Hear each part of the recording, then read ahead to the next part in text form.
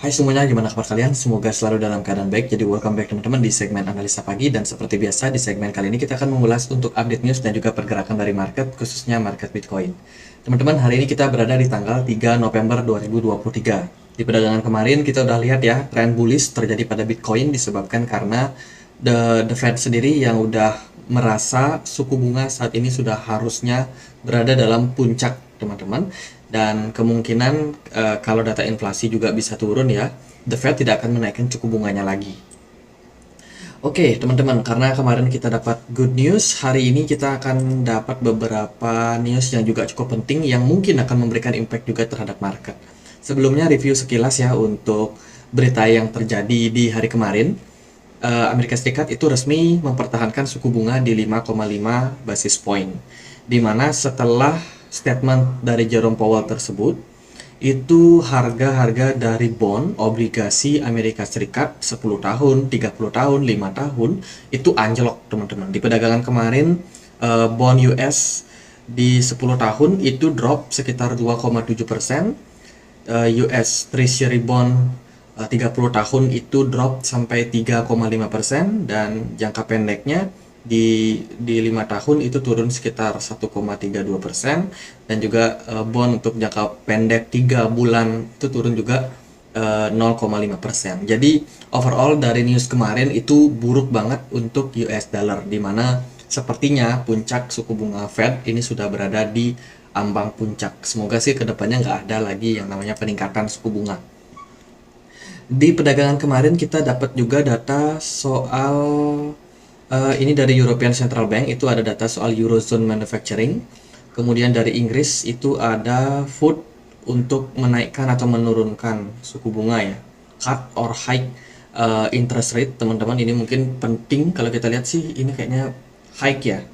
Suku bunga masih kemungkinan akan naik untuk Inggris. Kemudian dari US kemarin ada data soal non-farm productivity, di mana trennya mengalami kenaikan. Jobless claim ini mengalami penurunan, teman-teman. Lalu juga ada soal factory order.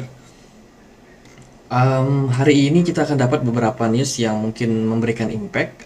Tadi pagi kita udah dapat data soal Fed balance sheet, di mana dari data ini menunjukkan Fed balance sheet-nya mengalami penurunan, which is bagus. Kemudian juga ada data soal Caixin PMI yang akan kita dapatkan ya. Ini data untuk manufacturing di China. Kemudian dari Amerika Serikat ada Global S&P ini ya, hourly earning, jadi pendapatan per jam. Kita akan lihat persentasenya seperti apa. Kemudian ada juga data soal non-farm payroll dan unemployment rate. Jadi itu beberapa news yang mungkin memberikan impact terhadap market nanti malam, teman-teman. Jadi kemungkinan pergerakan dolar masih akan naik ya, apalagi sekarang hari Jumat. Besok kita mungkin udah closing untuk market forex, komoditi, saham juga. Jadi mungkin akan ada aksi taking profit yang berpotensi terjadi pada market. Jadi tetap harus waspada sih, teman-teman. Lalu dari beberapa news yang ada di market crypto, Binance kemarin baru aja mengakhiri kerjasama mereka sama perusahaan penyedia layanan rubel Rusia yang namanya adalah ini ya, Advance Cash, teman-teman, atau AdCash, yang sudah menjalin kerjasama sejak 2019, akhirnya terpaksa harus dihentikan untuk saat ini. Partnership-nya sudah selesai, dan tentunya ini mungkin memberikan penurunan impact terhadap pengaruh daripada Binance di Rusia sana. Rusia cukup konservatif kalau menurut saya dari segi regulasinya ya. Dia tidak mudah sembarang exchange bisa masuk, teman-teman, mendapatkan intervensi. Jadi bisa dibilang ya ini masalah dari regulasi di Rusia sana. Kemudian berita yang lain ini datang dari Shanghai, China, di mana Bitcoin giant legal recognition as digital currency in Shanghai. Jadi ini berita yang cukup bagus untuk adopsi daripada Bitcoin, terutama untuk wilayah Shanghai di China.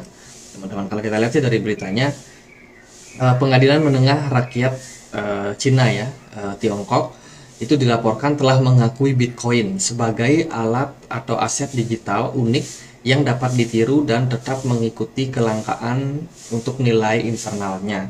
Pengadilan Tiongkok merilis nilai pada 25 September yang membahas perkembangan internet teknologi. Laporan tersebut menyatakan bahwa perkembangan teknologi internet mata uang digital seperti Bitcoin menjadi unik dan tidak dapat ditiru. Laporan tersebut menyatakan bahwa di antara lautan mata uang digital, Bitcoin berbeda dan juga unik dari aset lainnya. Bitcoin, good news dari Shanghai. Kemudian ini juga berita dari HSBC, salah satu perusahaan yang memfasilitasi layanan keuangan bekerja sama dengan Ant Group, itu sukses melakukan testing. Ini testing untuk tokenized deposit, terutama yang berhubungan sama Sandbox. Mungkin Sandbox dapat good news karena ada news yang sangat baik ya. Ini dari salah satu perusahaan bank di Hong Kong, teman-teman. Jadi telah berhasil menguji penggunaan simpanan yang diberi token dengan transaksi pembayaran intragroup dalam insentif pertamanya di Hong Kong. Pengujian tersebut dilakukan di bawah pengaturan fintech Supervisory Sandbox Authority, mencangkup penerbitan transfer dan juga penukaran token deposit. Jadi good news dari Hong Kong. Lalu ada dari Swiss, teman-teman. Salah satu bank di Swiss ya, ini baru aja melakukan partnership untuk Bitcoin and Ethereum custody, penyimpanan Bitcoin sama Ethereum ya, dan bekerja sama dengan kemitraan SEBA. Jadi ini juga merupakan salah satu berita yang positif untuk market, teman-teman, di mana salah satu bank yang ada di sana yang namanya adalah Saint Geller Cantonal Bank itu baru aja announce soal custody untuk penyimpanan Bitcoin sama Ether oleh perusahaan perbankan. Jadi intinya adalah perbankan ini sudah boleh untuk memfasilitasi untuk penyimpanan aset berupa ya tadi Bitcoin sama Ethereum. Jadi ini meningkatkan kembali ya di mana blockchain sekarang bukan menjadi salah satu yang harus dihindari, teman-teman. Blockchain bahkan bisa menjadi salah satu kebutuhan dan juga salah satu aset yang sangat-sangat menarik untuk masa depan. Jadi adopsi dari kripto jelas semakin lama semakin besar dari para institusi. Kemudian baru aja ini dari Georgia, Ripple mengumumkan kerjasama pembuatan CBDC. Ya, jadi CBDC Ripple telah memenangkan penghargaan untuk mengevaluasi kasus penggunaan praktis dan juga memanfaatkannya bagi sektor publik dan juga bisnis. Good news untuk Ripple, berita terbaru juga datang dari SingularityNet yang join sama Cardano Summit. Ini ada event dari Cardano yang akan diadakan tanggal 2 sampai 4 November 2023 di Grand Hyatt Dubai Conference and Exhibition Center in Dubai, Uni Emirat Arab. Dan tentunya ini bisa aja menjadi salah satu peluang untuk Cardano memanfaatkan momentum. Kemudian juga ada CEO dari SingularityNet, Ko Janet Adam ya, bersama dengan Chief AI Alchemist Mr. Dr. Michaela Uliru, teman-teman. Ya, ada kegiatan mereka, semoga ini bisa juga men-trigger ya SingularityNet kerjasamanya sama Cardano, teman-teman. Kemudian dari beberapa news lain, PancakeSwap juga baru aja mengumumkan mereka ini akan melakukan voting untuk upgrading dari PancakeSwap.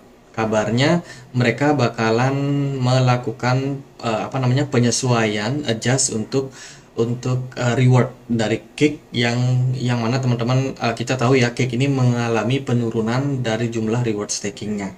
Semakin lama semakin diturunin dan sekarang mekanismenya akan kembali dirubah karena mereka sedang melakukan voting dan tentunya ada isu burning untuk menstabilkan harga koin Cake berikutnya. Jadi semoga ini bisa menjadi salah satu momentum yang bagus untuk PancakeSwap juga rally, teman-teman, apalagi kalau mereka bisa burning lebih banyak koin, tentunya itu sangat positif untuk market Cake ya. Gitu guys. Lalu gimana nih dari pergerakan dari Bitcoin saat ini? Bitcoin kemarin taking profit nih, bandar taking profit semua, teman-teman, di kisaran level 35.800 ya. Bitcoin sempat rally. Dan bagaimana potensinya untuk saat ini? Kalau kita perhatikan dari time frame daily, teman-teman, posisi Bitcoin so far so good, volume perdagangannya bagus, smart money juga masih cukup oke di market. Kemarin memang momentumnya indeks dolar itu drop, teman-teman, turun, dan tentunya ini dimanfaatkan oleh XAU untuk naik. Kemudian juga beberapa aset kripto juga kemarin setelah pengumuman dari Fed yang menahan suku bunga dan juga beberapa press conference itu bikin market memang cukup cukup bergairah, teman-teman. Tapi ternyata ada aksi taking profit yang dilakukan oleh para whales menjelang, ya bisa dibilang menjelang weekend ya. Menjelang weekend, dan sekarang posisinya gimana nih? Nah, Bitcoin kan sudah berhasil ya breakout dari triangle ini, symmetrical triangle, dan kemarin kita juga turun, teman-teman.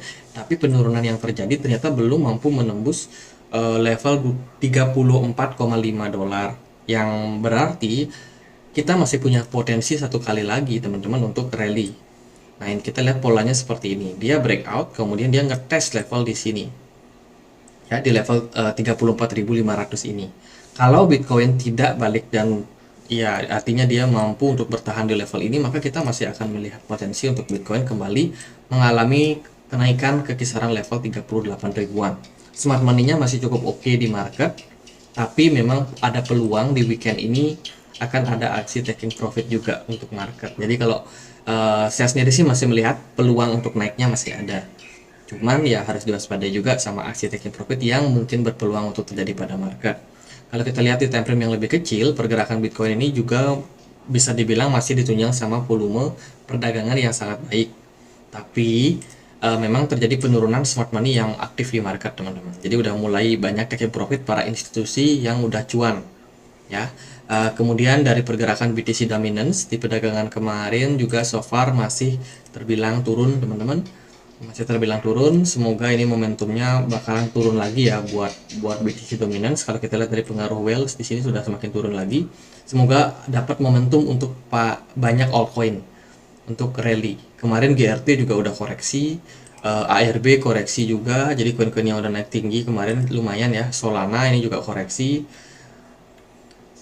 Cardano justru naik, teman-teman. Cardano naik karena mungkin ada event submit tadi ya. Coba nanti Singularity Net atau AGIX bisa dipantau juga, siapa tahu naik.